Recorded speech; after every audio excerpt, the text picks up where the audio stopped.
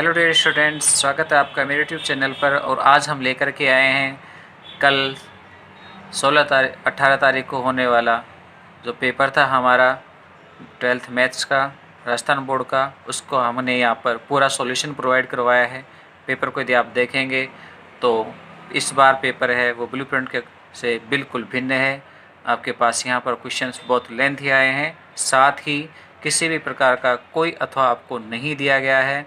बच्चों के लिए ये सही नहीं है, इस चीज़ों का ध्यान रखा जाना चाहिए था, लेकिन फिर भी बच्चों ने अच्छा किया, उसके लिए मैं उनको बधाई देना चाहूँगा।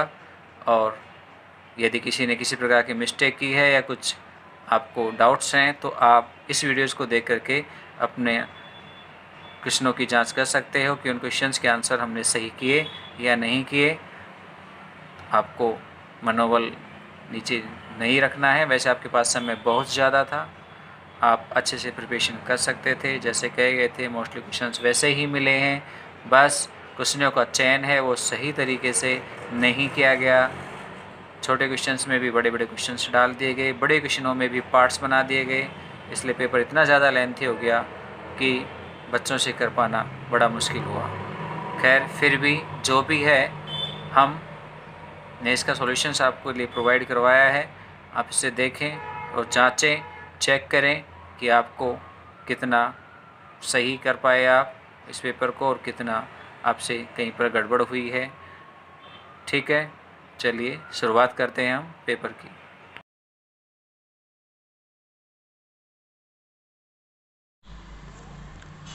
देखिए पहला प्रश्न है, यदि f from R to R f x equal to x square plus 5x plus 9 हो तो f इनवर्स 8 और f इनवर्स 9 ज्ञात कीजिए। दो वैल्यूज आपसे पूछी गई हैं। f इनवर्स 8 को हम यहाँ पर x के बराबर रख देंगे, जिसलिए एफ एक्स इक्वल टू 8 आ जाएगा। और हमारे पास एफ एक्स की वैल्यूज है वो हम यहाँ पुट करेंगे, सरल करेंगे तो हमारे पास एक इक्वेशन आएगी x square plus 5x plus 1। ठीक है, जिससे कि हम द्विघाती सूत्र की सहायता से हल कर लेंगे। हल करने पर हमारे पास मान आ रहा है, वो आ रहा है -5 और प्लस माइनस √21/2। तो हमारे पास ये x की वैल्यूज आ गई, यानी हमारे पास 8 के दो पूर्व प्रतिबिंब मिल गए, -5 प्लस √21/2 और -5 माइनस √21/2। चलिए एक और भाग देखें इसका आगे।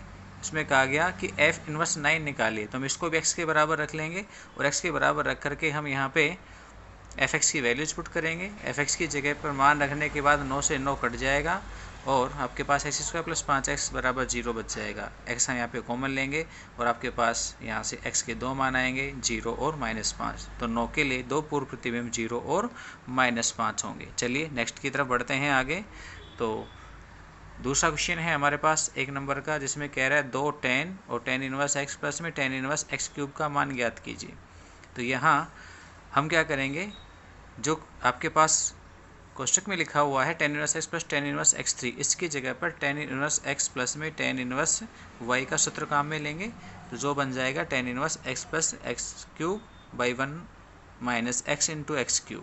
ठीक है, यहाँ से ऊपर वाले भाग में से x कॉमन आ जाएगा और 1 + x² बच जाएगा।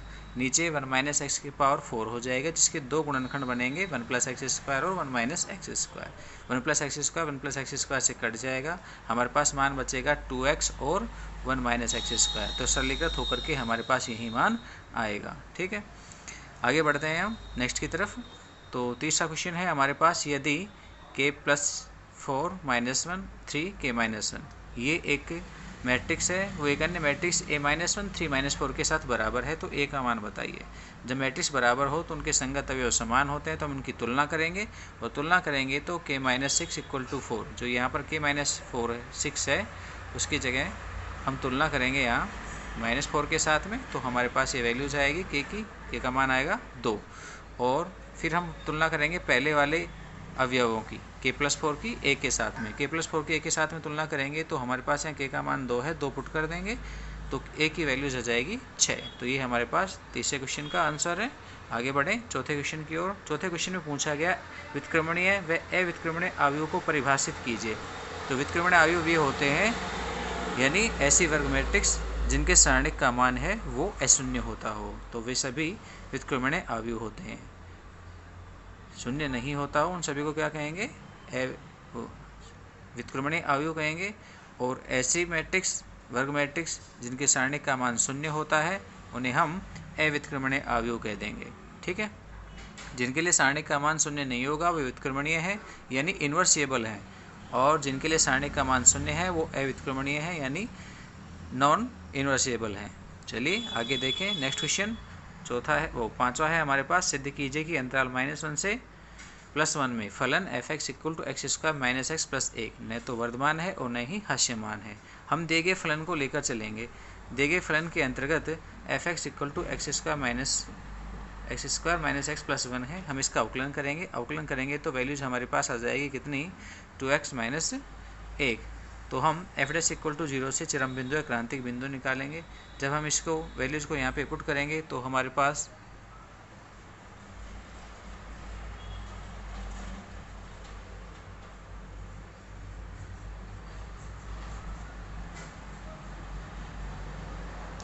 जब हम यहाँ पे f' = 0 रखेंगे तो हमारे पास 2x - 1 = 0 आ जाएगा, जहाँ से x का मान 1/2 आएगा। संख्या रेखा पर हम 1/2 को रिप्रेजेंट करेंगे। हम यहाँ पे -∞ से +∞ लेते हैं, लेकिन इंटरवल मिला है इसलिए मैंने -1 से +1 लिया है। तो ये हमारे पास यहाँ पर -1 से +1 के बीच में हमने 1/2 को रिप्रेजेंट किया।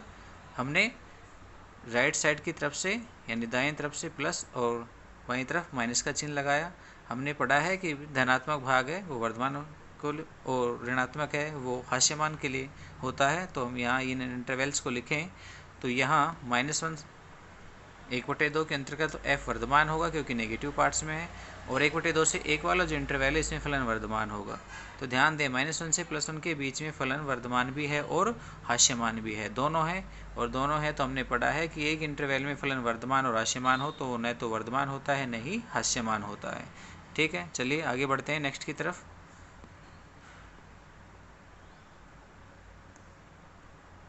नेक्स्ट है हमारे पास छठा क्वेश्चन, कह रहा है 1/1 + sin x का समाकलन ज्ञात कर दीजिए। हम इसे क्या करेंगे, 1 + sin x है हर में, तो हम 1 - के sin x से अंशों हर में दोनों जगह पर गुणा कर देंगे, और गुणा करेंगे तो नीचे 1 - sin² x बन जाएगा, जिसको कि cos² x भी लिख सकते हैं।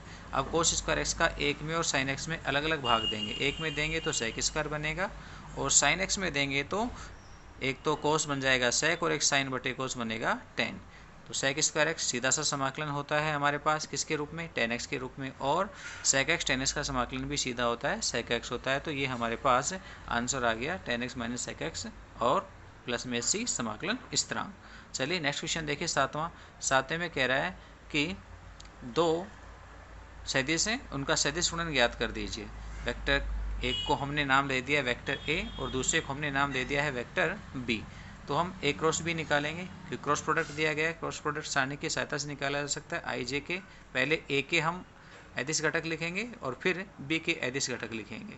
i के लिए हम सारणिक सोल्व करेंगे तो i पहली पंक्ति के सापेक्ष प्रसार लिख रहे हैं i, और यहाँ से पहली जो सारणिक है उपसारणिक उसके लिए हल निकालेंगे तो 12 - 16 फिर -j, और नेक्स्ट वाले के लिए निकालेंगे तो उपसारणिक -8 और 12 मिल जाएंगे, और k के लिए निकालेंगे तो वो वैल्यूज आपके पास यहाँ पर सामने प्रदर्शित हो रही है 8 + 9 है। ठीक है, हम इनको सरल करेंगे तो -4i + 20j + 17k हमारे पास a क्रॉस b आ जाएगा। चलिए नेक्स्ट क्वेश्चन देखते हैं हम। आठवें में कह रहा है कि दर्शाइए कि बिंदु a, b और c संरेख हैं। ठीक है, वैसे संरेख प्रदर्शित करने के लिए हम यहाँ पर पांचवी प्रश्नावली को भी काम में ले सकते थे, सारणी की सहायता से हम इसे प्रदर्शित कर सकते थे, लेकिन क्वेश्चन है वो यहाँ पर हमारे पास वेक्टर एक्सरसाइज में से दिया गया है, इसलिए हम इसे वेक्टर से ही सोल्व कर रहे हैं। हमने ए बी वेक्टर यहाँ पे निकाला, और ए बी वेक्टर क्या होगा, बी का स्थिति सदिश माइनस ए का स्थिति सदिश। तो हम क्या करेंगे, बी की स्थिति सदिश में से ए की स्थिति सदिश को घटा देंगे और ए बी वेक्टर निकाल लेंगे। ऐसा ही हम ए सी वेक्टर को भी ज्ञात कर लेंगे घटा करके। जो ए सी वेक्टर है उसमें 2 कॉमन लेंगे तो हमारे पास बचेगा -3i -j -7k, जो कि ए बी वेक्टर के रूप में ही है। तो ए सी बराबर 2ab वेक्टर। अब हमने ये पढ़ा है कि दो वेक्टर ए और बी कब संरेख होते हैं, जब ए बराबर लैम्बडा बी होता है। तो वहीं जो कंडीशन है ए बराबर लैम्बडा बी की, वही कंडीशन यहाँ पर भी है आपके पास। तो दोनों की तुलना कर लें हम, तो यहाँ पर ए सी और ए बी भी संरेख है, ऐसा कह सकता हूँ। और जब दो सदिश आपके पास संरेख हैं, दोनों सहआदिम सदिश हैं, सहआदिम यानी जो कि एक ही बिंदु से प्रारंभ होते हैं, तो फिर इसका मतलब है तीनों बिंदु एक ही रेखा में होंगे, यानी संरेख कहलाएंगे। चलिए नेक्स्ट देखें हम। तो 9वां क्वेश्चन है हमारे पास, जिसमें कह रहा है कि रेखिक प्रोग्रामिंग समस्या का सुसंगत हल क्षेत्र को परिभाषित कीजिए। फिर से परिभाषा ये यहाँ पे क्या होती है परिभाषा आपके सामने लिखी हुई है यहाँ पर। चर x और y, हमारे पास यहाँ पर दो सुसंगत चर होते हैं x और y, उनके मानों का ऐसा समूह या समुच्चय जो दी गई LPP के सभी प्रतिबंधों के साथ साथ ऋणोत्तर विरोध यानी x > 0 और y > 0 को भी संतुष्ट करता है, LPP का सुसंगत हल क्षेत्र कहलाता है। ये एक विशेष एरिया होता है जो कि परिबद्ध भी हो सकता है या फिर अपरिबद्ध भी हो सकता है। चलिए 10वें क्वेश्चन को हम देखें। तो 10वें क्वेश्चन के अंतर्गत कह रहा है कि यदि P = 6/11, PB = 5/11 और PA यूनियन B = 7/11 हो तो P इंटरसेक्शन B ज्ञात कीजिए। ये हमारे पास यहाँ 11वीं प्रश्नावली का सीधा सा फॉर्मूला है, हम उसे यहाँ पे काम में ले रहे हैं PA यूनियन B का। तो इसमें हमने मान पुट कर दिए हैं जो दिए गए थे। तो P इंटरसेक्शन B का मान आ जाएगा 6 5 11/11 माइनस में 7/11, घटाएंगे 11 में से 7 तो 4/11 हमारे पास आंसर होगा। नेक्स्ट क्वेश्चन की ओर बढ़ते हैं 11वें की तरफ। आगे आने वाले क्वेश्चन हैं वो सभी, प्रत्येक क्वेश्चन है वो 2 अंक का है और ये हमारे पास सेक्शन B शुरू हो गया है और इसके अंतर्गत हम बात कर रहे हैं यहाँ। तो पहला प्रश्न है हमारे पास, या कहें तो 2 अंक का पहला प्रश्न या पेपर का 11वां प्रश्न। यदि फलन f व g दो एक के आच्छादक फलन इस प्रकार हों कि संयुक्त फलन गोफ व गोफ इनवर्स परिभाषित हैं, तो प्रदर्शित कीजिए कि गोफ इनवर्स = f इनवर्स ओ g इनवर्स होता है। देखो यहाँ पर खुद कह रहा है f और g एक के आच्छादक हैं, तो हम f और g दो फलन लेकर के चलते हैं कि मान लिया f a से b में और g b से c में एक के आच्छादक फलन है, तब गोफ a से c में होगा और गोफ इनवर्स है वो c से a में होगा। तो यहाँ हाँ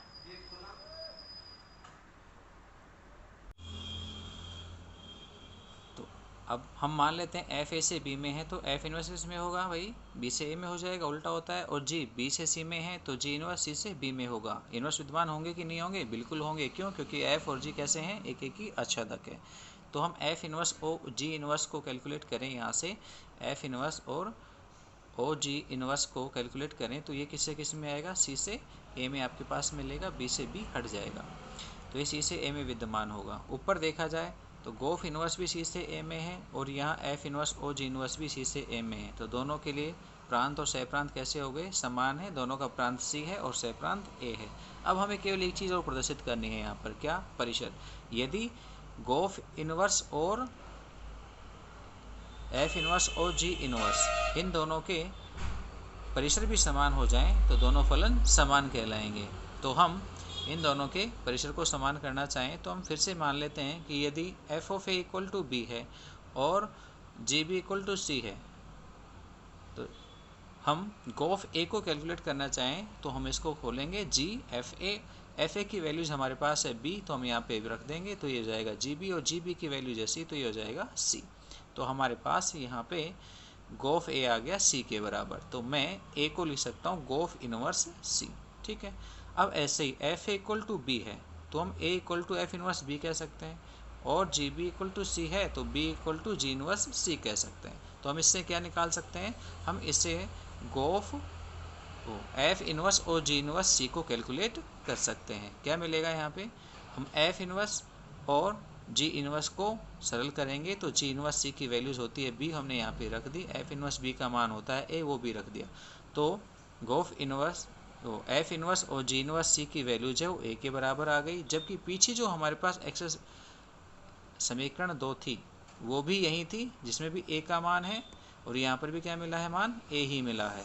तो 2 और 3 से हम कह सकते हैं कि गोफ इनवर्स और f इनवर्स और g इनवर्स दोनों कैसे हैं? समान हैं।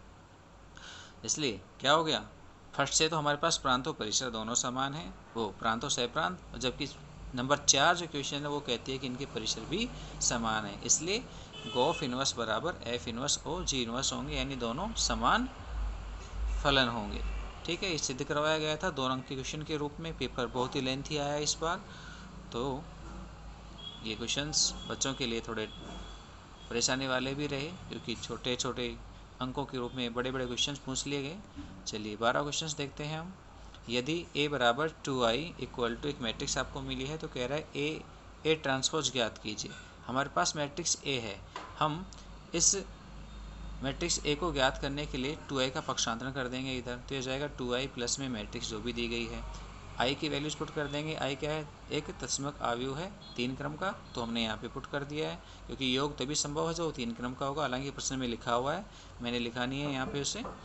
तो ये 2 से मल्टीप्लाई कर लेंगे हम इसको यहाँ पे इस मैट्रिक्स में, और इस मैट्रिक्स के साथ में हम इसको जोड़ेंगे तो हमारे पास मैट्रिक्स ए प्राप्त हो जाएगी, जो कि इस रूप में हमारे पास आ रही है। ए ट्रांस किस रूप में है, 1 -2 3 और 2 3 -1 -3 1 2 हमारे पास ये मिली। सरल करने पर हम इसकी ट्रांसपोज निकालेंगे तो वो हमारे पास मिल जाएगी ए ट्रांसपोज इस रूप में। हम क्या करेंगे, अब इन दोनों का गुणा करेंगे, और गुणा करेंगे तो गुणन हमने पढ़ा है, क्या करेंगे, यहाँ पंक्ति को स्तंभ के साथ में करेंगे, हमारे पास पहला मान आ जाएगा, और फिर पहली पंक्ति को दूसरे स्तंभ से करेंगे, दूसरा मान आ जाएगा, पहली पंक्ति को तीसरे स्तंभ से करेंगे, तीसरा अवयव मिलता चला जाएगा। फिर दूसरी पंक्ति को करेंगे हम यहाँ पे गुणा, पहले स्तंभ से, फिर दूसरे से, फिर तीसरे, तो हमारे पास पहला, दूसरा और तीसरा अवयव मिल जाएगा पंक्ति का। तीसरी पंक्ति को गुणा करेंगे पहले, दूसरे, तीसरे स्तंभ से, तो ये तीनों अवयव हमें मिल जाएंगे, और मिलेंगे किस रूप में, वो आ रहे हैं 14 - 7 1 और -7 14 5 1 -5 और 14। ये हमारे पास ए ट्रांसपोज मैट्रिक्स मिली। चलिए नेक्स्ट क्वेश्चन देखते हैं। 13वां क्या कह रहा है, कह रहा है कि समाकलन याद कीजिए इसका 2x + 5/√x² प्लस में 3x प्लस में 1 का। ये भी 2 अंक का क्वेश्चन है, एक बड़ा क्वेश्चन उसने यहाँ पे दिया। हम क्या करने वाले हैं, यहाँ पर हम इसके लिए हमारे पास फॉर्मूला है कि ये जो हमारे पास इस क्वेश्चन का जो अंश है, इस अंश को हम किसके बराबर रखेंगे, a अचर संख्या, हर का अवकलज, हर में जो रूट के अंतर्गत लिखी गई है वो संख्या, और प्लस में b। तो हम x² + 3x का अवकलन करेंगे तो क्या मिलेगा, x² का 2x और 3x का 3, 1 का 0 हो जाएगा। हम यहाँ तुलना करेंगे किस चीज़ की, ऐसे गुणांकों की और अचर पदों की तुलना करेंगे। तो x के गुणांक तो हमारे पास मिलेंगे 2 बराबर 2a के रूप में, जबकि अचर पद 5 हो जाएगा किसके बराबर, 3a + b के रूप में। यहाँ से हमें a का मान मिल गया 1, और a के मान को हम यहाँ पुट करेंगे तो b मिल जाएगा 2। ठीक है, तो हम क्या करने वाले हैं, ऊपर जो हमारे पास मान था 2x + 5, उस 2x + 5 की जगह पर हम ये वैल्यूज पुट कर देंगे a और b से संबंधित, जो हमने यहाँ पर लिखी है ये वाली 2a 2x + 3 + b वाली। ठीक है, और अब क्या करने वाले हैं, हर में जो संख्या है हम उसका यहाँ पे भाग देंगे। जब भाग देंगे तो क्या आएगा, भाग देंगे तो दोनों पार्ट्स को अलग अलग कर लेंगे। फर्स्ट वाला अलग हो गया है और सेकंड वाला अलग हो गया है। ये जो फर्स्ट वाला है ये हमारे पास एक सीधे से फॉर्मूले के तौर पर है। हमने पढ़ा है कि यहाँ लिखा हुआ है देखो, f'(x/√f(x) हो और उसका समाकलन करना हो तो समाकलन होता है 2√f(x). तो ये सेम ऐसा ही है, नीचे जो भाग है उसका डिफरेंशिएशन अंश में लिखा हुआ है, तो ऊपर f'(x) है, नीचे √f(x) है, तो हमारे पास ये समाकलन हो जाएगा सीधा सा। यहाँ वाले के लिए हम क्या करेंगे, इसे पूर्ण वर्ग में बदलेंगे। पूर्ण वर्ग में बदलने के लिए मुझे यहाँ पर 9/4 जोड़ना और घटाना पड़ेगा। कैसे आया, ऐसा आपने खूब पढ़ा है, 3 है x का गुणांक, उसमें आप 2 का भाग देंगे, 3/2 उसका वर्ग करके दोनों यहाँ पर जोड़ेंगे और घटाएंगे। तो ये हमारे पास मान निकल के आ गया, और ये इसका सीधा सा हमारे पास फॉर्मूला है एक समाकलन करने का कि dx/√x² माइनस में a² के रूप में, ये लिखा हुआ है हमारे पास यहाँ पर, मैंने लिखा भी है इसको, ये रहा। हम इसको यूज़ लेंगे यहाँ, तो x + 3/2 तो x की जगह पर मान है, और रूट में जितनी भी वैल्यूज थी वो एज इट इज़ लिख दी गई है यहाँ पर। तो ये हमारे पास सरल किया जाए इसको एज इट इज़, तो यहाँ लघुत्तम 2 लेंगे तो ये 2x + 3 हो जाएगा, और ये आप चाहें तो यहीं भी छोड़ सकते हैं, नहीं तो ये फाइनल आपके पास आंसर होगा। ठीक है, चलिए आगे बढ़े नेक्स्ट क्वेश्चन की तरफ। नेक्स्ट क्वेश्चन कह रहा है आपके पास 14वां है, जो ये कहता है कि यदि y बराबर √log(x) प्लस में √log(x) प्लस √log(x) इसी प्रकार से अनंत तक जा रहा है तो dy/dx ज्ञात कीजिए। जब हमारे पास ऐसी अनंत तक की कोई सीरीज मिलती है तो हम यहाँ पर जितना भी हमारे पास ये मान है एक log को छोड़ देंगे, बाकी आगे का जितना भी है उस पूरे को हम कितना पुट कर सकते हैं, y पुट कर सकते हैं। और जब y पुट कर देंगे तो हमारे पास y बराबर √log(x) प्लस y बन जाएगा। इस रूट को हटाने के लिए हम क्या करेंगे, वर्ग कर देंगे, और वर्ग करेंगे तो हमें मिलेगा x² बराबर log(x) प्लस y। आगे हम x के सापेक्ष अवकलन करेंगे, y² का 2y × dy/dx हो जाएगा, log(x) का 1/x हो जाएगा, y का dy/dx हो जाएगा। dy/dx का हम पक्षांतरण कर देंगे इधर, तो ये माइनस का हो जाएगा। हम dy बाई डी एक्स को यहाँ पर घटा देंगे, कॉमन ले लिया हमने यहाँ पे, तो ये यहाँ से तो 2y बचा और यहाँ से हमारे पास 1 बचेगा, तो 2y माइनस 1 और इधर है 1/x। 2y माइनस 1 का हम इधर x में गुणा कर देंगे, तो ये हमारे पास आंसर आ जाएगा। चलिए बढ़ते हैं आगे 15वें की तरफ। 15वां क्या कह रहा है? 15वां कह रहा है कि एक वक्र 2x² - y² बराबर 14 पर सरल रेखा x + 3y बराबर 6 के समांतर अभिलंब का समीकरण ज्ञात कीजिए। वक्र मिला है, इस वक्र के किसी बिंदु पर सबसे पहले हम स्पर्शरेखा की ढाल निकालेंगे। ढाल कैसे निकाली जाती है? वक्र का फलन का जो समीकरण है उसका हम अवकलज कर देते हैं। तो हमने यहाँ पे अवकलज ज्ञात किया, dy बाई डी एक्स निकाला। dy बाई डी एक्स हमारे पास 2x बाई वाई के रूप में आया, तो ये स्पर्शरेखा की ढाल हो गई किसी बिंदु x y पर। तो अभिलंब की ढाल क्या होती है? अभिलंब की ढाल इसकी ऋणात्मक व्युत्क्रम के बराबर होती है, तो माइनस के आर इसका व्युत्क्रम लिखेंगे तो उल्टा कर दिया है, y/2x हो गया है। लेकिन ये कहा गया है कि अभिलंब है वो एक दी गई रेखा x + 3y बराबर 6 के समांतर है। अब समांतर है तो अभिलंब की ढाल और रेखा की ढाल समान होगी। हमने पढ़ा है कि रेखाओं समांतर हों तो उनकी ढाल भी समान होती है। तो यहाँ से इस रेखा की ढाल निकाल दी हमने, क्या होगी? -x का गुणांक बटे y का गुणांक, तो ये -1/3। और अभिलंब की ढाल हमने पहले निकाली है, वो कितनी है? -y/2x। माइनस से माइनस कैंसिल हो जाएगा और यहाँ y बराबर 2x बराबर 1/3 आएगा। y का मान निकालेंगे, 2x को गुणा कर देंगे, तो ये y का मान हमको मिल गया। इस मान को उठा करके हम क्या करेंगे? वक्र के समीकरण में पुट कर देंगे। तो जहाँ पर हमारे पास y था, 2y² माइनस का 2x² माइनस का y², y की जगह 2x प्लस 2x/3 का होल स्क्वायर कर दिया है हमने। इसको सरल करेंगे तो सरल करने पर हमारे पास x के 2 मान आएंगे, क्या क्या? +-3। तो जब हम +-3 रखेंगे समीकरण 2 के अंतर्गत, जो हमने अभी ऊपर लिखी है, ढाल के रूप में आ रही थी यहाँ पे, ये रही, ये जो हमने डाल रखा है नंबर यहाँ पे सीरियल, तो यहाँ पर हम इसके अंतर्गत क्या कर देंगे? x की वैल्यूज पुट कर देंगे। जब x का मान पुट करेंगे तो y की वैल्यूज हमारे पास +-2 आ जाएगी। ठीक है, अब जब x का मान +3 लेंगे तो y का मान भी +2 लेंगे, तो एक बिंदु बनेगा 3, 2। उस 3, 2 से जाने वाले और ढाल -1/3 वाले अभिलंब का समीकरण, ढाल पहले बता चुके हैं हम, -1/3 रेखा के समांतर है तो उतनी ही रहेगी। तो एक रेखा का समीकरण ज्ञात करने का सूत्र है ये। हम इसमें x1 y1 बिंदु और ढाल m को रखेंगे तो हमारे पास सरल करने पर समीकरण आ जाएगी x + 3y - 9 बराबर 0। इसी प्रकार से दूसरा बिंदु लेंगे, जब x का मान -3 और y का मान -2, तो उस कंडीशन में उस बिंदु से गुजरने वाले अभिलंब का समीकरण, उसे सरल करेंगे हम। तो यही जो इक्वेशन हमारे पास है सूत्र, इसी में मान पुट करेंगे तो सरल करने पर मिलेगा आपको कितना? x +3y और +9 बराबर 0। यहाँ लिखा हुआ नहीं है, तो ये मान होगा x + 3y + 9 बराबर 0 के रूप में आपके पास अभिलंब का एक और समीकरण आ जाएगा। चलिए आगे हम आते हैं खंड से के ऊपर, जो कि प्रत्येक प्रश्न 3 अंक का है। यहाँ पर इस बार जो पेपर आया है वो बहुत ही लेंथी है, तो बच्चों को परेशानी हुई है। ज़्यादातर बच्चों से यही सुनने को मिला कि पेपर पूरा नहीं हो पाया। चलिए देखते हैं 16वें प्रश्न को। 16वां प्रश्न 3 अंक का है, कह रहा है निम्न त्रिकोणमितीय समीकरण को हल कीजिए। sin 1x प्लस में sin 2x बराबर π/3। जब साइन के अंतर्गत मान हो और x की वैल्यूज निकालने के लिए कहा जाए तो हमने कहा था कि आप उन्हें हमेशा किस में बदलेंगे? कोस के पदों में कन्वर्ट कर देंगे। तो हमने sin 1 और sin 2x को कोस के पदों में लिख दिया है, किससे? cos 1x plus sin 1x बराबर π/2 के सूत्र से। π/2 जुड़ करके हमारे पास पाई बन जाएंगे, जिसका हम इस π/3 को इधर ले आएंगे, माइनस का π/3 हो जाएगा। और cos 1x cos 2x को हम दूसरे पक्ष में ले जाएंगे, पॉजिटिव हो जाएंगे, तो ये वैल्यूज मिल जाएगी सरल होकर के 2π/3 के रूप में। ठीक है, अब हम क्या करने वाले हैं? cos 1x plus cos 1y के सूत्र को काम में लेंगे, जो हमने यहाँ पे लिखा है। ठीक है, अब इसके अंतर्गत सूत्र लगाते ही हमारे पास cos 1 के रूप में ये मान आ जाएगा। y की जगह पर हमको 2x पुट करना है। ठीक है, तो ये हमारे पास सरल करने पर मिला। cos सरल करेंगे तो ये वैल्यूज आ जाएगी। ठीक है, इस cos को हम इधर ले आएंगे तो हो जाएगा cos 2π/3। cos 2π/3 का मान कितना होता है? सेकंड क्वाड्रेंट में है तो माइनस का 1/2। ठीक है, हम 1/2 को इधर ले आएंगे और ये जो ऋणात्मक पद है इसको इधर ले जाएंगे, तो हो जाएगा 2x² प्लस में 1/2 बराबर √1 - x² और 1 माइनस 4x²।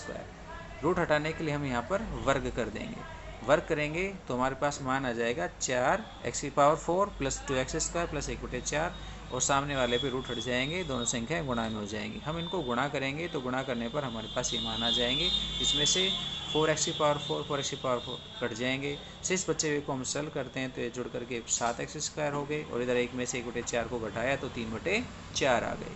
तो यहाँ पर x² का मान आ गया 3/4 गुणा 7। वर्गमूल लेंगे हम तो वर्गमूल लेने पर x की वैल्यूज मिलेगी प्लस माइनस 1/2 रूट 3/7। यहाँ जो x का मान नेगेटिव आ रहा है, ये वाला मान है, वो यदि हम दी गई समीकरण के अंतर्गत रखेंगे तो हमारे पास नेगेटिव मान देगा, जबकि हमें कैसा मिलना चाहिए, π/3 मिलना चाहिए। तो ये समीकरण को संतुष्ट नहीं करता, इसलिए समीकरण का हल नहीं है। तो क्या बच गया, पॉजिटिव वाला, और पॉजिटिव वाला कैसा मान देगा, पॉजिटिव ही मान देगा, और कैसा मिलेगा, π/3 के रूप में मिलेगा। तो हमारे पास यहाँ पर उत्तर हो जाएगा x बराबर 1/2 रूट 3/7। तो ये दी गई समीकरण का एक हल होगा। चलिए आगे देखें हम 17वें क्वेश्चन की। 17वें क्वेश्चन में कह रहा है कि सिद्ध कीजिए कि एक सारणी का मान है वो ABC और 1 + 1/a + 1/b + 1/c है। तो ये प्रश्न कई बार आ चुका है अब तक, मोस्ट इम्पोर्टेंट क्वेश्चनों में था। यहाँ पर क्या करेंगे, जैसा चाहता है वैसा करेंगे। हमें चाहिए ABC, तो हम क्या करेंगे, यहाँ पर आप चाहें तो पंक्ति या चाहें तो स्तंभों में से क्रमशः A, B और C को कॉमन ले सकते हैं। मैंने पंक्तियों में से ABC को कॉमन ले लिया है, और कॉमन लिया तो हमारे पास ये जो सारणी बन गई वो इस रूप में आपके पास प्राप्त हो गई है, जिसके अंतर्गत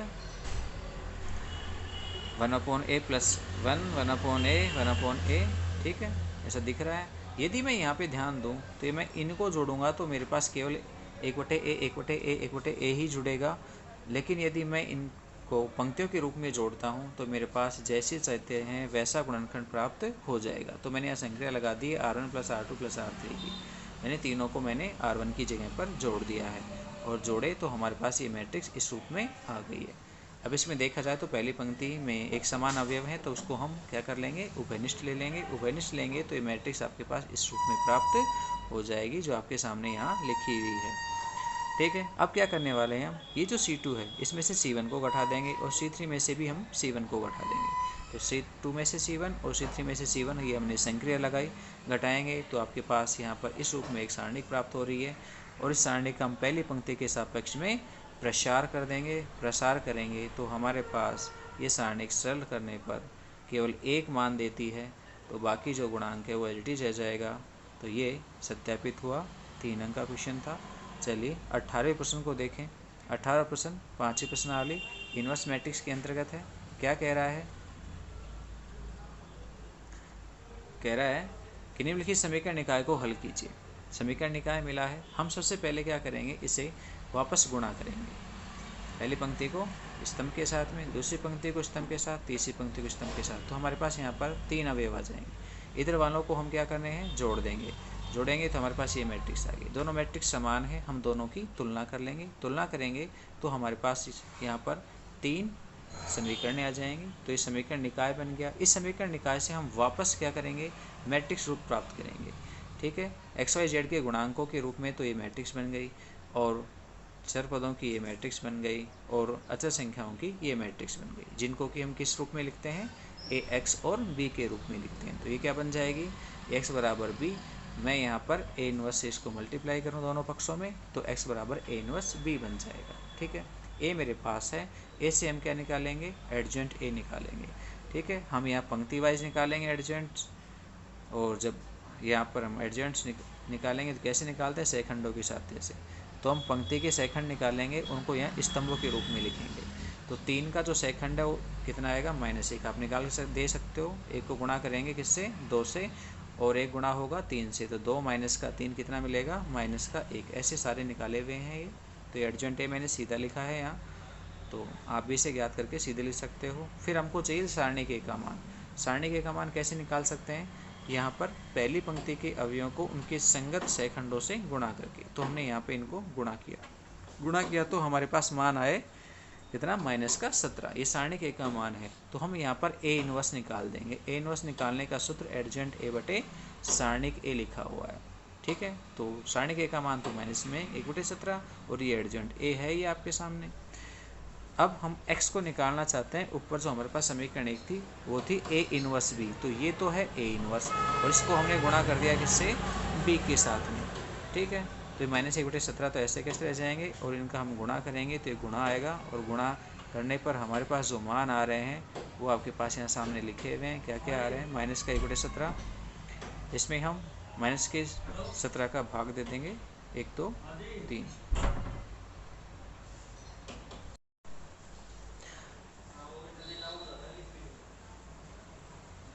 तो हम यहाँ पे सरल करेंगे, 17 का भाग देंगे तो हमारे पास 1 2 और 3 आ जाएंगे। हम तुलना कर देंगे यानी x का मान यहाँ पे रख देंगे मैट्रिक्स का।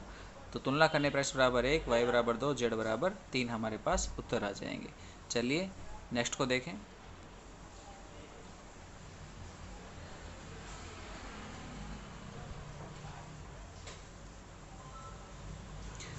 न 19वां क्वेश्चन है हमारे पास, कह रहा है cos inverse root x upon a plus x का x के साथ समाकलन कीजिए। समाकलन करेंगे हम यहाँ पे कोस इनवर्स के रूप में मान है, हम रूट हटाना चाहेंगे। रूट हटाने के लिए हमने ये बताया आपको कि हम x की वैल्यूज ऐसी पुट करेंगे ताकि यहाँ से रूट हट जाए। तो x को हम ऐसे त्रिकोणमिति अनुपात के रूप में मान रहे हैं यानी a tan स्क्वायर थीटा के रूप में लिख रहे हैं। तो ये लिखेंगे हम यहाँ, तो क्या मिलेगा, इसका डिफ्रेंशिएशन करेंगे तो 2a tan theta sec square theta d theta और यहाँ से tan थीटा का मान निकालेंगे तो कितना आएगा, रूट x बाई ए आएगा। थीटा निकालना चाहेंगे तो tan इनवर्स x बाई ए आएगा। ये सब वैल्यूज हमारे पास आगे काम आने वाली है इसलिए यहाँ पे लिखी गई हैं। चलिए शुरुआत करते हैं। हम कोस इनवर्स के अंतर्गत मान रखेंगे तो cos inverse a tan square theta बटे में a plus a tan square theta. यहाँ पर a कॉमन है, a कॉमन ले लेंगे हम। ठीक है, ये आपके पास dx का मान एज इट इज पुट कर दिया गया है। तो यहाँ जो हमारे पास ये मान है इसमें से एक कॉमन ले लेंगे और एक कॉमन लेंगे तो वो कट जाएगा। ऊपर बचेगा tan स्क्वायर, वर्गमूल लेने पर tan मिलेगा। नीचे आएगा 1 प्लस tan स्क्वायर जो होता है सेक स्क्वायर, वर्गमूल लेंगे तो क्या हो जाएगा, सेक हो जाएगा। हम इसको थोड़ा सा और भी सरल करेंगे साइन और कोस में चेंज करके, तो किस में आ जाएगा, साइन में आ जाएगा। सामने वाली वैल्यू एज इट इज है। यहाँ से जो 2a है हमने इसको बाहर लिख दिया है इधर। आगे यहाँ पर हमारे पास कोस इनवर्स साइन, बाहर कोस है और अंदर क्या है, साइन है। तो हम अंदर भी कोस कन्वर्ट करने के लिए साइन को लिख सकते हैं कोस π/2 माइनस थीटा। तो यहाँ कोस इनवर्स कोस इन्वर्ट प्रॉपर्टी के हट जाएंगे, हमारे पास क्या बचेगा, π/2 माइनस थीटा और ये एज इट इज है। यहाँ पर हमारे पास दो फंक्शन है, दो फंक्शन है तो हमने पढ़ा है कि दो फलन आपके पास यदि गुणा में है तो हम वहाँ पर क्या लगाते हैं, खंड से समाकलन लगाते हैं। तो खंड से समाकलन लगाने के लिए क्या करते हैं, खंड से समाकलन लगाने के लिए हम आइलेट काम में लेते हैं। तो ये आपके पास आइलेट के अंतर्गत ये एल्जेब्रिक फंक्शन है और ये ट्रिग्नोमेट्रिक फंक्शन है। तो एल्जेब्रिक फंक्शन के अंतर्गत जो मान है उसके लिए हमने पढ़ा है ILA, ए फर्स्ट होता है यानी एल्जेब्रिक फंक्शन फर्स्ट होता है तो ये फर्स्ट हो गया और ये सेकंड हो गया। खंड से समाकलन का ये सूत्र है हमारे पास, हम इसको यूज़ लेंगे। तो फर्स्ट फलन सेकंड का समाकलन, फर्स्ट फलन का अवकलन सेकंड का समाकलन। ये जो संख्या है हमारे पास यहाँ पर लिखी हुई है इसका हमने यहाँ पर क्या किया है, समाकलन किया है। तो हम इसे यहाँ हम यदि tan थीटा को t मान लेते हैं तो उसका differentiation sec square theta d theta है वो f(x) के रूप में बन जाएगा। तो ये समाकलन हो जाएगा t dt, तो t स्क्वायर बाई 2, तो t की value tan theta, tan square theta by 2। तो मैंने यहाँ पे डायरेक्टली ही रख दिया है यहाँ समाकलन करने के बजाय। तो इसका समाकलन फिर से हमने लिख दिया है यहाँ पे tan स्क्वायर थीटा बाई 2। तो ये माइनस माइनस गुणा होकर के तो हो गया है प्लस, ये बटे का 2 हमने बाहर लिख दिया है। tan स्क्वायर की जगह पर हमने यूज़ ले लिया सेक स्क्वायर थीटा माइनस का 1। ठीक है, आगे हम इसको सरल करते हैं। तो ये तो एज इट इज है हमारे पास, इसमें कोई फ़र्क नहीं आने वाला है। बस ये क्या कर दिया, यहाँ से 2a का मल्टीप्लाई कर दिया हमने अंदर, तो 2 से 2 कट गया है यहाँ पे, बाकी एज इट इज लिखा हुआ है। यहाँ सेक स्क्वायर का इंटीग्रेशन tan होता है और 1 के लिए क्या होगा, थीटा हो जाएगा। ठीक है, और ये 2a यहाँ भी गुणा करेंगे तो इस 2 से ये बाहर का 2 कट जाएगा और यहाँ पर केवल a आ जाएगा। आगे यहाँ पर हमने tan स्क्वायर थीटा की वैल्यूज पुट कर दी है, थीटा की वैल्यूज पुट कर दी है। थीटा का तो मान था tan inverse root x by a, tan square theta का क्या था, x बाई ए, फिर tan थीटा का लिख दिया है रूट x बाई ए और थीटा की जगह पर tan inverse root x by a. तो वैल्यूज है हमने यहाँ से a को गुणा किया, ये मान हमारे पास आया। थोड़ा सा देखें तो ये tan इनवर्स का पद है, ये भी tan इनवर्स का है, दोनों में से हमारे पास माइनस कॉमन है और tan inverse root x by a common है। तो बच क्या गया x प्लस ए, तो ये हमारे पास आंसर हो गया। चलिए आगे देखें।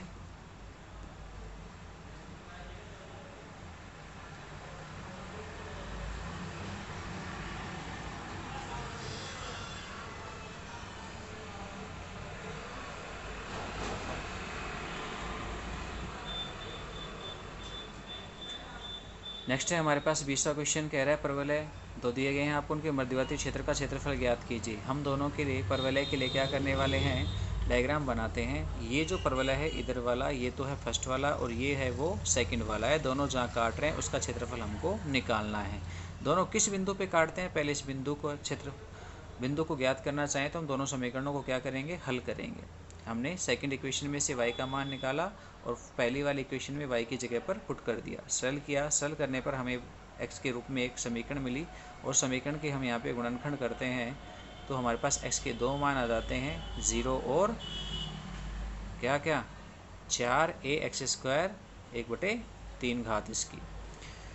तो ये परवलय के लिए हमारे पास प्रतिशत बिंदु आ गए हैं कि दोनों परवलय आपस में कहाँ कहाँ काटते हैं। तो हम जो चित्र बना हुआ है उस चित्र में मध्यवर्ती भाग का क्षेत्रफल निकालना चाहेंगे तो पहले हम करेंगे यहाँ पर यूज़ लेंगे वो इस वाले फलन में से, क्योंकि ये वाला वक्र है वो ऊपर है और ये वाला नीचे, तो पहले वाले में से दूसरे वाले के क्षेत्रफल को घटा देंगे। तो ये छायांकित भाग का जो क्षेत्रफल हमारे पास है वो पहले वाले परवलय के क्षेत्रफल में से दूसरे परवलय के द्वारा घिरे हुए क्षेत्र को घटा देंगे। सीमाएं हमने लगा दी हैं 0 से, जो भी थी जहाँ जहाँ काट रहे थे वो, तो ये हमने लगा दिया है। y² का मान निकालेंगे तो √4ax और यहाँ से y का मान निकालेंगे तो यह क्या आ जाएगा, x² / 4b। ठीक है, इनको सरल करेंगे हम तो यहाँ से तो ये सीधा हल हो जाएगा। 4 का वर्गमूल 2 और a के लिए √a, बाकी √x बचता है। √x का समाकलन इसके पाव 3/2 बटे में 3/2, जिसको हमने उल्टा लिख दिया है 2/3। और ये आगे वाले भाग के लिए कांस्टेंट संख्या बाहर निकाल दी गई है, x² का समाकलन x³/3। हम इसमें मान पुट करेंगे, सरल करेंगे। सरल करने पर हमारे पास वैल्यू जो आ रही है वो आ रही है कितनी, 16ab/3। ठीक है,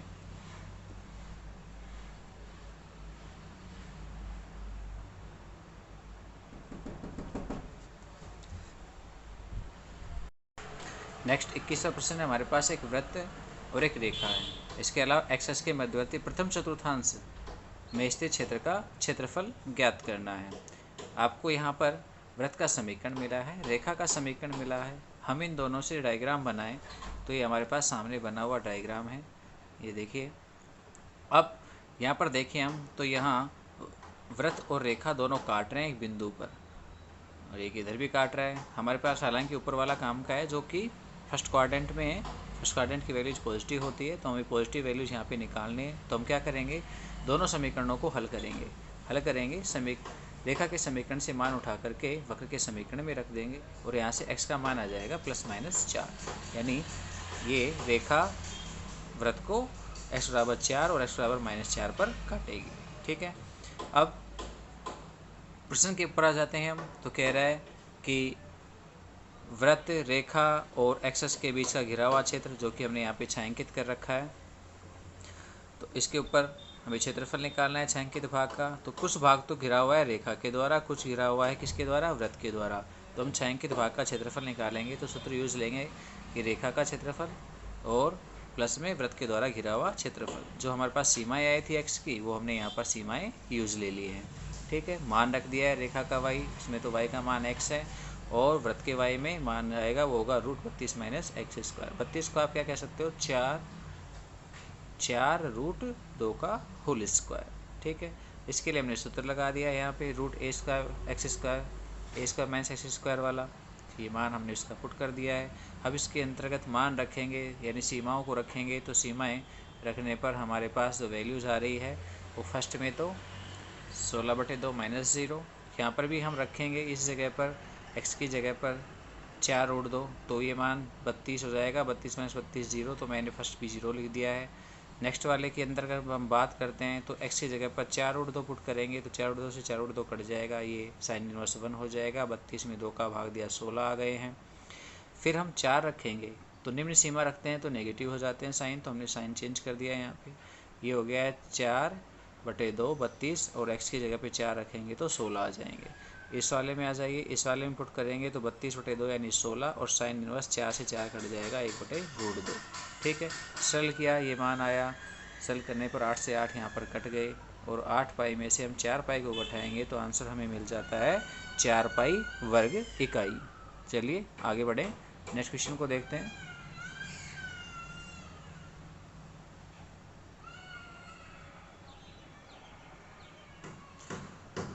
चलिए नेक्स्ट क्वेश्चन हमारे पास 22वां कह रहा है हल कीजिए dy/dx equal to 2x tan inverse y minus में x³ इंटू 1 + y²। यहाँ जो इक्वेशन हमें मिली है वो ये है हमारे पास। तो इसके अंतर्गत dy/dx का मान निकालेंगे तो हम क्या करेंगे, इस पद का इधर पक्षांतरण कर देंगे। कैसा हो जाएगा, माइनस का हो जाएगा। ठीक है, माइनस का हो गया है। अब क्या कर रहे हैं हम, यहाँ जो गुणांक है 1 + y² हम इसका क्या कर देंगे, इधर भाग दे देंगे। तो ये हमारे पास भाग में आ गया, मैंने माइनस से इसमें गुणा कर दिया है। ठीक है, हम क्या कर रहे हैं, यहाँ से पक्षांतरण कर रहे हैं किसका, इस वाले पद का। तो हम इसको दूसरी तरफ लेके जाएंगे तो ये पॉजिटिव हो जाएगा इधर आकर के। तो ये हमके पास एक इक्वेशंस बन गई।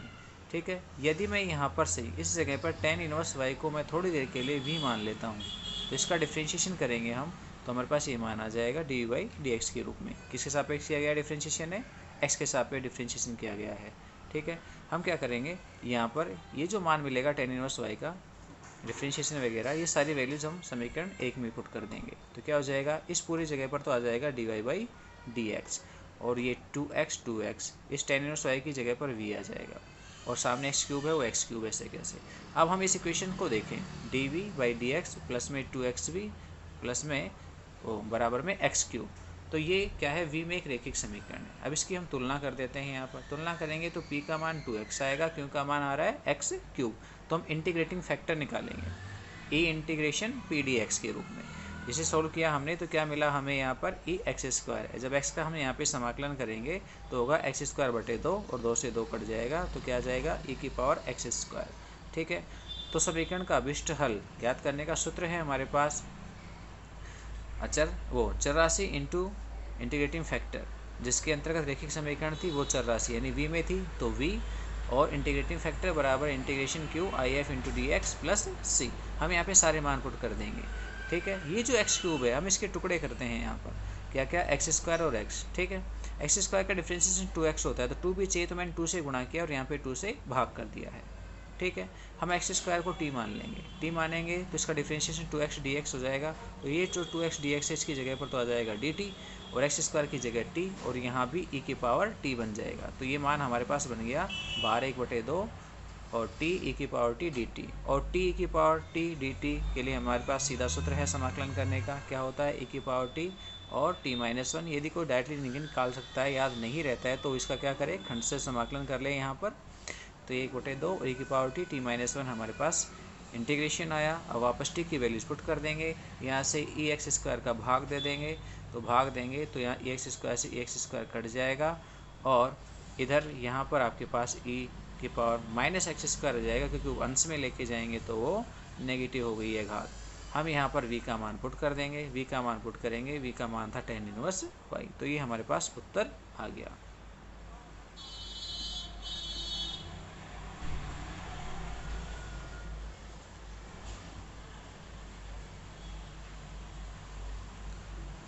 तेईसवें प्रश्न को देखो, कहता है हल कीजिए 1 + y² plus x - e⁻tan inverse y dy/dx equal to 0। ये है हमारे पास। इसे भी ध्यान से देखा जाए तो यहाँ पर भी ये x में आपके पास एक रेखिक अवकल समीकरण बन सकते हैं, क्योंकि x की घात 1 ही है। तो हम क्या कर रहे हैं, यहाँ पर पक्षांतरण कर रहे हैं इस वाले पद का। तो इसको हम इधर ले आए, नेगेटिव हो गया है। dy/dx को हम इधर ले जाएंगे, उल्टा हो जाएगा, dx/dy बन जाएगा, 1 + y² के साथ मल्टीप्लाई हो जाएगा। यहाँ पर जो पद बच गया उसको माइनस से गुणा कर दिया है। ठीक है, हम यहाँ से x के पद को दूसरी तरफ ले आएंगे। ठीक है, और साथ में 1 + y² जो है हम इसका क्या कर देंगे, भाग दे देंगे। भाग देंगे तो ये पद हमारे पास आ गया। ठीक, अब हमने x वाले पद को पक्षांतरण कर दिया, इधर ले गए, पॉजिटिव हो गया है। और आगे हम यहाँ पर क्या कर रहे हैं, इसकी तुलना करेंगे किससे, dx/dy p1x बराबर क्यों के रूप में रेखिक अवकल समीकरण है। तो इसकी तुलना कर दी हमने यहाँ पर और तुलना की है तो P1 की वैल्यूज़ और Q1 की वैल्यूज़ हमको मिल गई हैं, ये रही। इससे हम क्या करेंगे, इंटीग्रेटिंग फैक्टर निकालेंगे। हमारे पास 2 क्वेश्चन आए और दोनों ही किसके हैं, रेखिक अवकल समीकरणों वाले हैं। हम इसको यहाँ पे इंटीग्रेटिंग फैक्टर निकाला, e⁻tan−1y के रूप में हमें मान मिला, क्योंकि ये जो समाकलन है वो क्या होता है, tan−1y होता है। तो हम अभिष्ठल जो अभी थोड़ी देर पहले लिखा था वही सूत्र हमने फिर से लगा दिया है यहाँ पर। अब यहाँ पर e⁻tan−1y दोनों गुणा होंगे, होल स्क्वायर हो जाएगा। e⁻tan−1y को हम t मान लेंगे और उसका डिफ्रेंशिएशन हमारे पास यहाँ पर आ जाएगा। तो डिफ्रेंशिएशन जितना भी वैल्यूज है वो सारी की सारी किस में बदल जाएगी, dt में बदल जाएगी। तो t dt समाकलन करेंगे, t² बन जाएगा। तो यहाँ t का मान हम वापस पुट कर देंगे, t का मान पुट करेंगे और इसके अलावा यहाँ पर जो e⁻tan−1y है इसका इधर भाग दे देंगे, एक पद कट जाएगा, एक रह जाएगा और c के साथ में एक गुणांक आ जाएगा जो यहाँ पर था, पर लेकिन घात चेंज हो जाएगी क्योंकि अंश में लिखी गई है। तो ये हमारे पास दूसरी रेखिक अवकल समीकरण का हल था।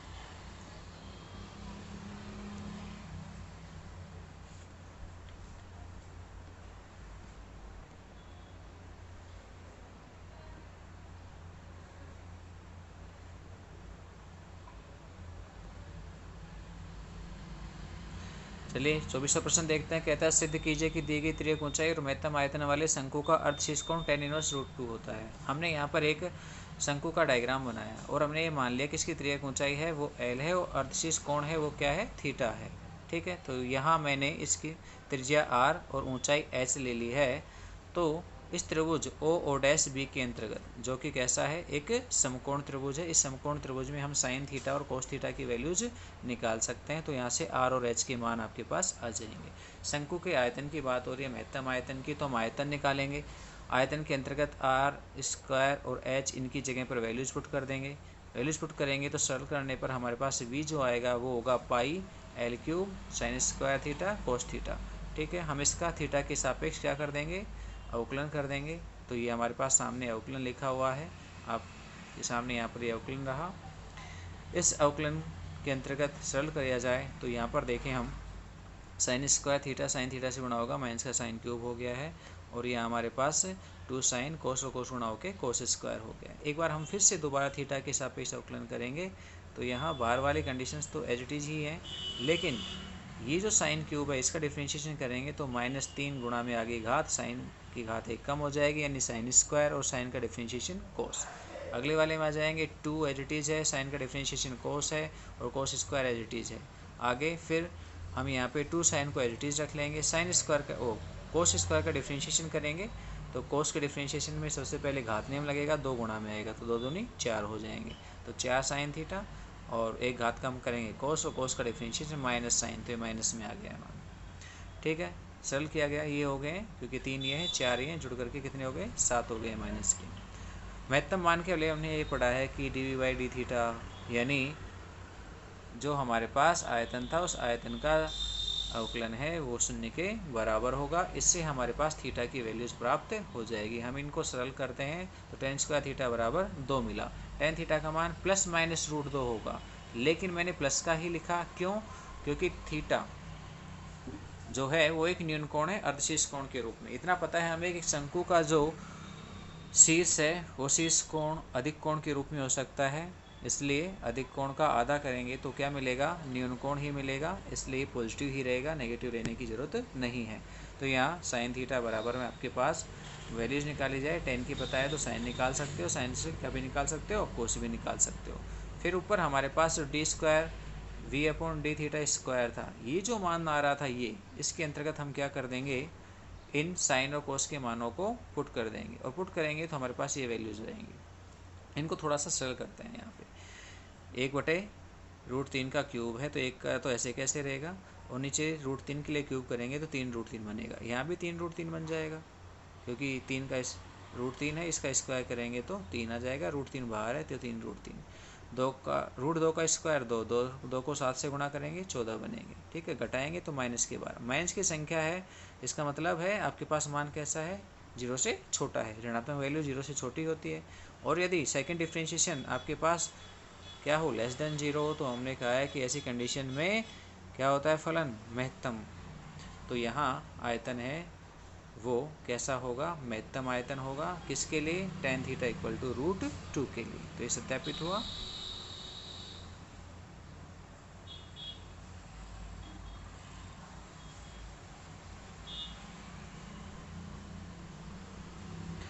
चलिए 25 को देखते हैं। कहता है निम्नलिखित प्रोग्रामिंग समस्या यानी एलपीपी को आलेख विधि के द्वारा हल कीजिए। ये आपको एक एलपीपी मिली है मैक्सिमम जेड के रूप में, साथ में आपको यहाँ प्रतिबंध भी मिले हैं व्यवरोध जिसको कहते हैं सब्जेक्ट 2 के रूप में। आपके पास 2 प्रतिबंध है, ये 2 तो हमेशा ऋणोत्तर रहते हैं, इनको हल करते ही नहीं है हम। तो हम क्या करेंगे, यहाँ पर जो प्रतिबंध है व्यवरोध है उन असमीकाओं को पहले समीकरण के रूप में लिखेंगे। समीकरण के रूप में लिख करके हम यहाँ पे उनको हल करेंगे। हल हमने निकाल रखे हैं, एक बार x का मान 0 रखा, एक बार y का मान 0 रखा, फिर दूसरे में भी x का मान 0 रखा, y का मान 0 रखा। ये 2 हमारे पास हल आ गए। इन हलों को हम क्या करेंगे, ग्राफ में प्रदर्शित करेंगे। तो अब ये हमने एक ग्राफ बनाया है यहाँ पर, ठीक है, आपके सामने यहाँ प्रदर्शित है दोनों के लिए। ये तो पहली वाली असमीका थी और ये दूसरी वाली, दोनों आपस में काट रही हैं। इन दोनों के हल क्षेत्रों के बारे में बात करें तो इस असमीका में मूल बिंदु के निर्देशांक रखेंगे तो क्या मिलेगा, 0 छोटा होता है 60 से, बिल्कुल सही है। तो इसका हल क्षेत्र किधर होगा, नीचे की ओर होगा, ठीक है। अब दूसरी वाली में भी रखते हैं मूल बिंदु के निर्देशांक, तो ये भी 0 छोटा है 20 से, तो इसका हल क्षेत्र भी किधर होगा, नीचे की ओर होगा। तो ये हिस्सा आपके पास दोनों में क्या मिलेगा, उभयनिष्ठ। जबकि x > 0 y > 0 है वो फर्स्ट क्वाड्रेंट को रिप्रेजेंट करते हैं। तो एक छोटा सा भाग आपके पास आ गया है और यहाँ पर आपके पास मूल बिंदु है और एक बिंदु A है, एक बिंदु E है, एक बिंदु C है। तो C के, A के और मूल बिंदु के निर्देशांक तो हमें पता है, ये E के नहीं पता है। वो कहाँ से निकाले जाते हैं, जो आपके पास इन दोनों रेखाओं के समीकरण हैं, उन दोनों रेखाओं के समीकरण की सहायता से हम E को कैलकुलेट कर सकते हैं। मैंने यहाँ पे करके बताया भी है, ये आपके पास लिखा हुआ है। आपके अंतर्गत E बिंदु है, दोनों समीकरणों को हल करके मिलेगा। अब हमारे पास परिबद्ध हल क्षेत्र मिला है, तो परिबद्ध हल क्षेत्र के अंतर्गत कोणीय बिंदु है। इन कोणीय बिंदु के ऊपर हम z यानी फलन का मान ज्ञात करेंगे। और फलन के मानों के अंतर्गत देखें तो जब जो फलन है उसके अंतर्गत मान रखेंगे तो पहला 0, दूसरा 20, तीसरा 30 और चौथा भी 30 ही मिल रहा है। तो जो लास्ट के 2 हैं C और E बिंदु, उन बिंदुओं पर फलन का मान मैक्सिमम 30 आ रहा है, ठीक है। तो इस C और E को मिलाने से जो बनने वाली रेखा है CE, उस पूरी रेखा के ऊपर आपके पास इस LPP के अनेक हल होंगे। यानी पूरी रेखा पर जितने भी बिंदु हैं वो पूरे ही इस LPP के लिए हल कहलाएंगे।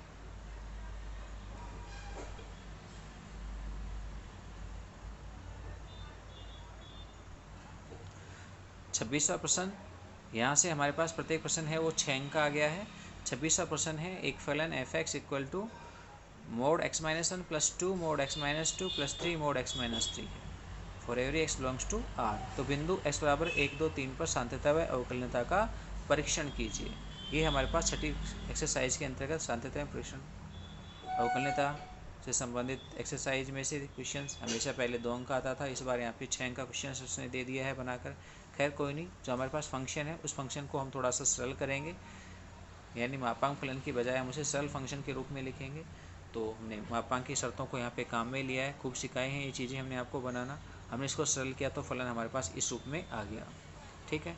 यहाँ पर इंटरवल भी सामने प्रदर्शित हैं आपके। अब हम यहाँ पर क्या करेंगे, x = 1 के ऊपर सबसे पहले सतत होने की जांच करते हैं। सतत होने के लिए हमें x = 1 पर निकालनी पड़ेगी दाईं सीमा, बाईं सीमा और फलन का मान। पहले हमने निकाली यहाँ पे दाईं सीमा। दाईं सीमा कहाँ निकलेगी, जहाँ x का मान 1 से बड़ा होगा, यानी 12 - 4x के ऊपर। तो हमने यहाँ दाईं सीमा निकाल दी, 12 - 4x के ऊपर अप्लाई किया, इसको अप्लाई किया तो हमारे पास सीमा आ गई कितनी, 8। अब हम बाईं सीमा निकालेंगे। बाईं सीमा किस पर काम आएगी, 14 - 6x के ऊपर लगेगी। तो हम 14 - 6x के ऊपर यहाँ बाईं सीमा लगाएंगे, तो 14 - 6x पे लगाएगी बाईं सीमा, उससे भी हमारे पास बाईं सीमा 8 आ गई है। फलन का मान निकाला हमने, तो फलन का मान और दाईं सीमा वाला जो फंक्शन था 12 - 4x वाला, उसी से हमने कैलकुलेट किया है, तो ये भी 8 है। फलन का मान, बाईं सीमा, दाईं सीमा सब समान है, इसलिए x = 1 पर फलन कैसा है, सतत है। सेम ऐसा ही हम x = 2 और 3 के लिए भी कर सकते हैं जांच, और हमारे पास ये सतत प्रदर्शित होगा। क्यों, क्योंकि मापांक फलन सदैव सतत होते हैं सभी पूर्णांकों पर। आगे हम बात करते हैं किसकी, अवकलनीयता की। तो सबसे पहले हम x = 1 के ऊपर बायां अवकलज निकालते हैं, ठीक है। तो L f'(x) बायां अवकलज के लिए हमारे पास सूत्र है f1 - h minus f1 - h, जहाँ h एक धनात्मक राशि है, ठीक है। f1 - h का मान हम पुट करेंगे, ऊपर सीमा निकाले थे वहाँ से, और f1 का मान 8 आया था हमारे पास, बटे में -h है। हमें यहाँ पे सरल करेंगे तो 14 - 6 कट जाएंगे, कितने बचेंगे, 8। 8 से 8 कट जाएगा और यहाँ प्लस के 6h बचेंगे। तो प्लस का 6h में माइनस के h का भाग देंगे, माइनस के 6 आ जाएंगे। ऐसे ही हम दाएं अवकलज को भी निकाल लेंगे। ऊपर हमने दाएं सीमा निकाली थी, उसकी सहायता से यहाँ दायां अवकलज भी प्राप्त हो जाएगा। जब इसे सरल करेंगे तो 4h में h का भाग देंगे, h से h कटेगा और 4 हमारे पास दायां अवकलज आएगा। बायां अवकलज 6 आया, दायां अवकलज 4 आया, दोनों बराबर नहीं है। बराबर नहीं है इसका मतलब पूर्णांक x बराबर 1 पर फलन अवकलनीय नहीं है। और आप इसी प्रकार से x बराबर 2 और x बराबर 3 पर भी अवकलनीयता की जांच कर सकते हैं। यहाँ भी दोनों फलन अवकलनीय नहीं होंगे। क्यों? क्योंकि दिया गया फलन है वो मापांक फलन है और मापांक फलन सभी पूर्णांकों पर सतत होते हैं किंतु अवकलनीय नहीं होते हैं। ठीक है, तो चलिए नेक्स्ट।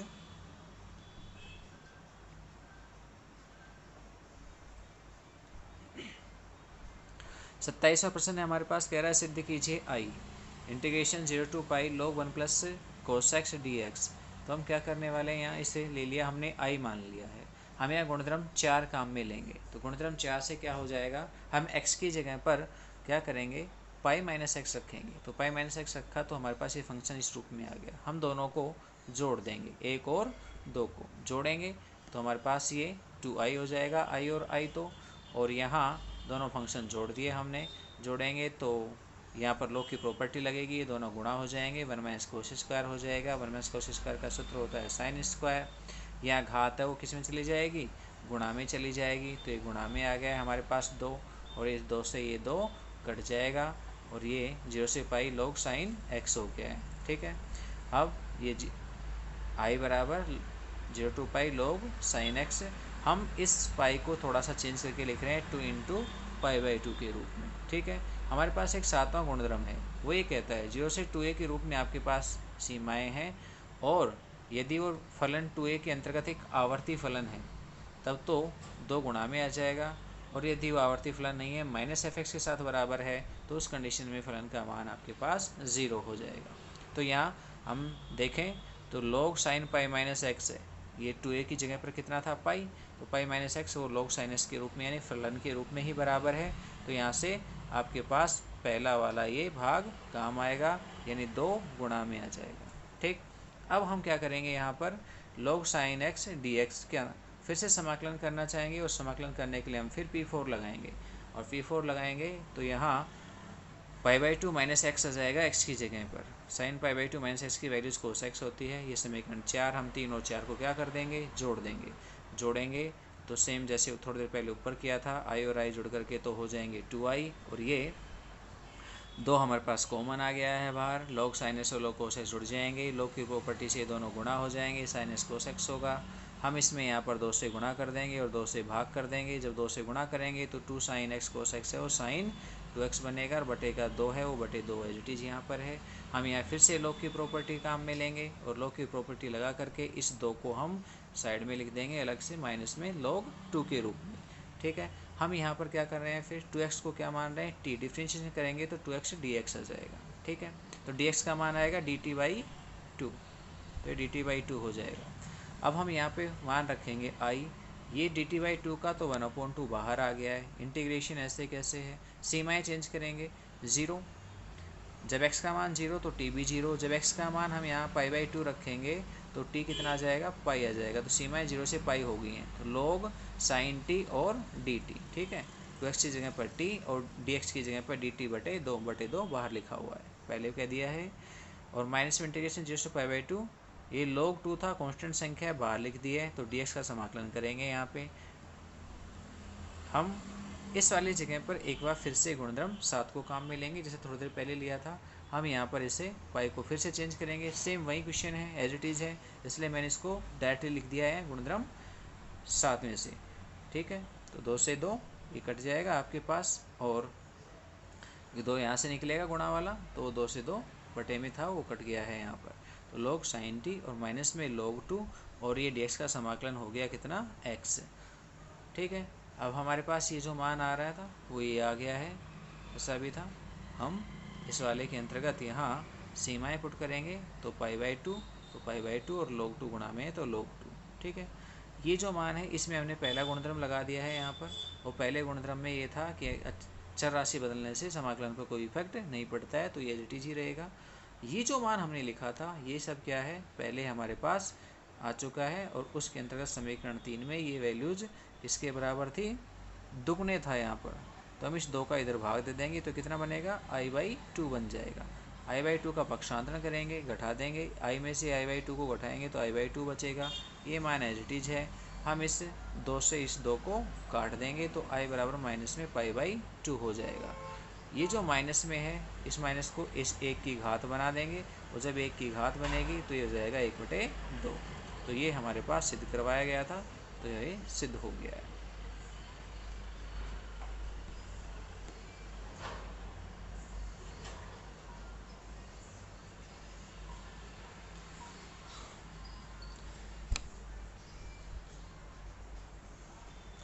अट्ठाईसों को देखें तो कह रहा है फर्स्ट के अंतर्गत कि ये एक अदिश गुणन है, अदिश त्रिक गुणन, वो बराबर है 2 अदिश त्रिक गुणन ABC के।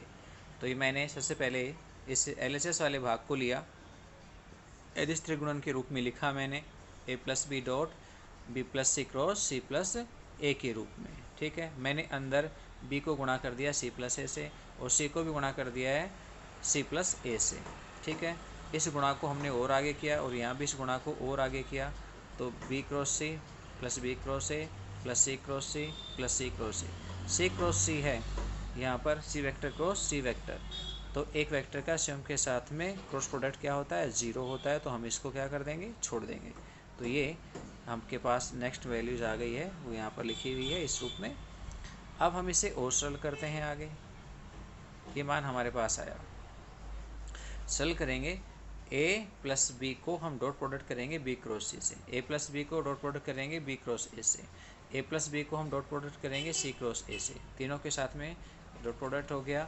हम अब इनको इनके साथ में वितरित करेंगे यानी बंटन नियम लगाएंगे, a डॉट यहाँ b डॉट हो गया, यहाँ पर भी a डॉट और b डॉट के रूप में हम इसको बांट देंगे और इससे भी हम बांट देंगे a डॉट और b डॉट के रूप में। ठीक है, अब हमने अदिश त्रिक गुणन में ऐसा पढ़ा है कि दो आपके पास एक जैसे ही वेक्टर आ जाएं, सदिश आ जाएं, तो उनका अदिश त्रिक गुणन में डॉट प्रोडक्ट है वो क्या हो जाएगा, मान है वो 0 हो जाएगा। तो ये 0 है, यहाँ पर देखें तो यहाँ भी a और a है, ये भी 0 है, यहाँ भी b है, ये भी 0 हो गया है, यहाँ a है, ये भी 0 हो गया है। ठीक है, तो ये 4 तो हो गए हैं 0, पहला बचा एज इट इज और एक बच गया आपके पास कौन सा, लास्ट वाला, तो ये बाकी बीच के 4 0 हो गए हैं। अब पहले वाले को मैंने अदिश त्रिक गुणन के रूप में इस प्रकार से बॉक्स में लिख दिया है और सेम ऐसे ही हमने क्या कर दिया है, अगले वाले को भी लिख दिया है BCA, लेकिन इसी चक्रीय क्रम में हम इसको ऐसा भी लिख सकते हैं, तो ABC और ABC दोनों जुड़ करके क्या हो गए, 2 A vector B vector C vector हो गया है। ठीक है, चलिए सेकंड पार्ट को सोल्व करते हैं। इसके अंतर्गत यहाँ पर पूछा गया कि सेकंड पार्ट को सोल्व करते हैं, यहाँ पर पूछा गया है कि ये जो वैल्यूज है वो A vector B vector C vector के होल स्क्वायर के बराबर है। तो हम यहाँ पर LHS को हल कर रहे हैं। LHS के अंतर्गत हम इस अदिश त्रिक गुणन को इस रूप में लिख सकते हैं, फिर इन दोनों को हम सरल करना चाहेंगे तो हम यहाँ से B क्रॉस C है उसको थोड़ी देर के लिए वेक्टर D मान लेते हैं ताकि हम इसे आसानी से हल कर सकें। ये क्या आ गया, सदिश त्रिक गुणन आ गया। सदिश त्रिक गुणन का सूत्र काम में लेंगे, ये सूत्र हमने यूज ले लिया है, D गुणा A, D डॉट A हो गया और C माइनस में D डॉट C और A, तो ये सदिश त्रिक गुणन का सूत्र था, उसको हमने यहाँ पे काम में लिया। अब हम इसमें वापस पुट करते हैं D की वैल्यूज़ दोनों जगह पर, तो ये रख दी हमने और यहाँ पर भी रख दी है। ठीक है, ये एज इट इज़ है, ये वाली वैल्यूज है, ये अदिश त्रिक गुणन है, सीधा बड़े कोष्टक में लिख दिया है और बाहर C है वो C रहा। यहाँ पर देखिए, यहाँ ये अदिश त्रिक गुणन में दो सदिश एक जैसे हैं, इसकी वैल्यूज क्या हो जाएगी, 0 हो जाएगी, तो ये क्या हो गया, 0 हो गया। हम इन दोनों को गुणा करेंगे, तो ये तो क्या है, अदिश राशि है, अदिश त्रिक गुणन है तो अदिश राशि है, मैंने अलग रख दिया है।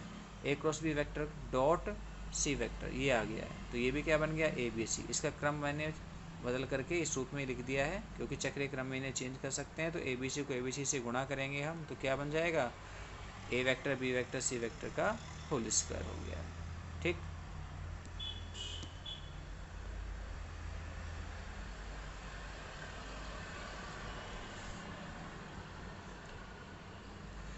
29वें क्वेश्चन को देखें तो कहता है निम्नलिखित रेखा युग्मों के मध्य न्यूनतम दूरी ज्ञात कीजिए। तो न्यूनतम दूरी निकालेंगे हम। पहला क्वेश्चन मिला है, इस पहले क्वेश्चन के अंतर्गत रेखाएं हैं वो कार्तीय रूप में दी गई हैं। इन कार्तीय रूपों में रेखाओं के दिक् अनुपात हमने लिखे 1, -1 और 3, तो 1, -1, 2 और 2, 1 और -3। और दूसरी वाली रेखा में से -1, 3 और 2, तो -1, 3, 2। ठीक है, तो पहली वाली रेखा है वो किस सदिश के समांतर है? B1 के। और दूसरी वाली जो रेखा है वो किसके समांतर है? B2 के। तो ये B2 हमारे पास दिक् अनुपातों से हमने B1 B2 वेक्टर बना लिए। रेखाएं हैं वो दो बिंदुओं से, दोनों एक एक बिंदु से गुजर रही है। पहली वाली गुजर रही है किस किस से? 3, 4 और 1 से, 3, 4 और -1 से, जबकि दूसरी गुजर रही है 1, 3 और 1 से। तो ये दो बिंदु हमारे पास आ गए यहाँ पर A1 वेक्टर और A2 वेक्टर, दोनों हमने बिंदुओं से बना दिए हैं। ये इन दोनों बिंदुओं के क्या है? स्थिति सदिश हैं।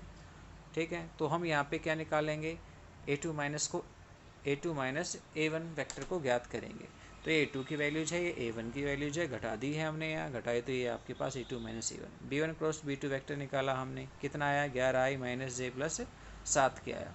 इसका परिमाण ज्ञात किया, कितना मिला? 3√19 मिल गया है।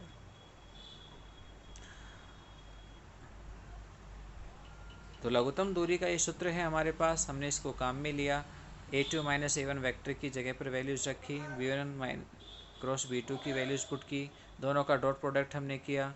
डॉट प्रोडक्ट किया तो हमारे पास ये मान आ गया, और इसको सरल किया तो ये मान हमारे पास 7/3√19।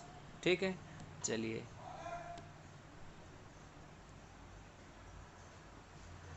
सेकंड पार्ट है जिसमें कह रहा है फिर से दो रेखाएं आपको मिली हैं। ठीक है, दोनों रेखाओं में से ये तो पहली वाली रेखा इस बिंदु से गुजरती है और दूसरी रेखा इस बिंदु से गुजरती है।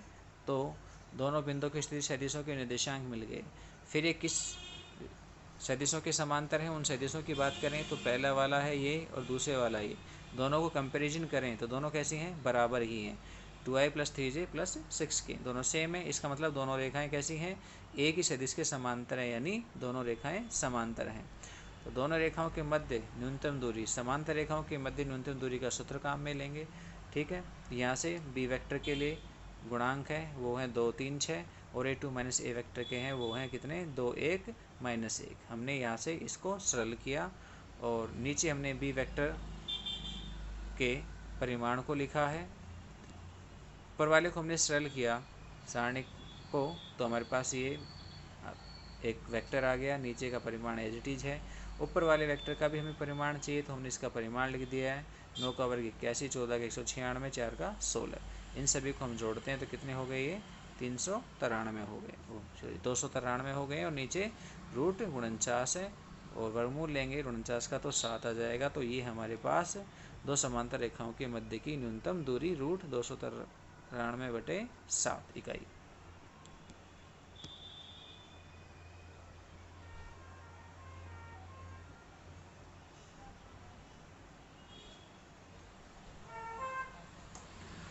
नेक्स्ट तीसरा क्वेश्चन देखते हैं। 30वें क्वेश्चन में कह रहे हैं एक व्यक्ति के बारे में ज्ञात है कि 5 में से 3 बार सत्य बोलता है। वह एक पासे को उछालता है और बतलाता है कि उस पासे पर आने वाली संख्या 1 है। इसकी प्रायिकता ज्ञात कीजिए कि पासे पर आने वाली संख्या वास्तव में 1 है।